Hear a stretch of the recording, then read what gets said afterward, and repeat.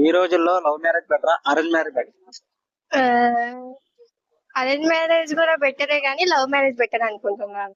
Arrange marriage better, love marriage? అంటే arrange marriage అంటే ఎవరో వస్తారు అంటే అందరు ఇప్పుడు జనరేషన్ ఎలా ఉందో తెలుసు అందరికి. సో అంటే ముందు వాళ్ళ పాస్ట్ స్టోరీస్ అవన్నీ ఉంటాయి. సో ఎవరు మనకి వస్తారో తెలీదు.